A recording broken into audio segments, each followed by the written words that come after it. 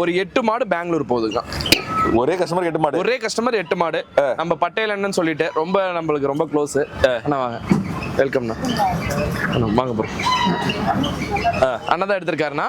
4 மாடு கண்ணு மாடு, 4 மாடு சென மாடு, ரொட்டேஷனுக்காக அப்படி எடுத்திருக்கோம். ஸோ என்ன பிளான் அண்ணா? உங்களுக்கு ஒரு ஆவரேஜா ஒரு 20 லிட்டர் குறையில்லாம கேட்டிருந்தாரு.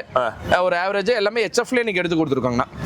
HFல நல்ல குவாலிட்டியா மாட்டை பாத்தீங்கன்னாவே தெரியும், லைவா பாருங்க. மாடை பத்தி பாப்போம், பாத்தலாங்கண்ணா. ஸோ கஸ்டமருடைய நீடு என்னவா இருந்ததுண்ணா உங்களுக்கு? அண்ணா உங்க ஃபார்ம் டைப் தான். மேக்ஸிமம் ஒரு 20 லிட்டர் கெப்பாசிட்டில கேட்டிருந்தாங்க. அதுக்கு தகுந்த மாதிரி மாடு எடுத்து கொடுத்துருக்கோம். வழக்கமா பாத்தீங்கன்னா சந்தைக்கு வரதுக்கு முன்னாடி கண்டிப்பா ஒரு 5 மாடு வாங்கலாம்னு நினைப்பாங்க. ஆமாங்க. 2 மாடு வாங்கிடுவாங்க. கண்டிப்பா. அதே மாதிரி 2 மாடு வாங்கலாம்னு நினைப்பாங்க. கண்டிப்பா. 5 மாடு வாங்கிடுவாங்க. கண்டிப்பா. இவங்க வந்தது 8 மாடு தான் வந்தாங்க அப்படின்னா? ஆமாங்க. அவங்க ஒரு பட்ஜெட் கோட் பண்ணி வந்தாங்க.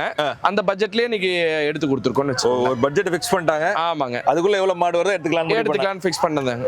ஆமாங்க. அதுல வந்து 8 மாடு அடங்குச்சு. 8 மாடு அடங்குச்சுங்கண்ணா. ஓகேண்ணா.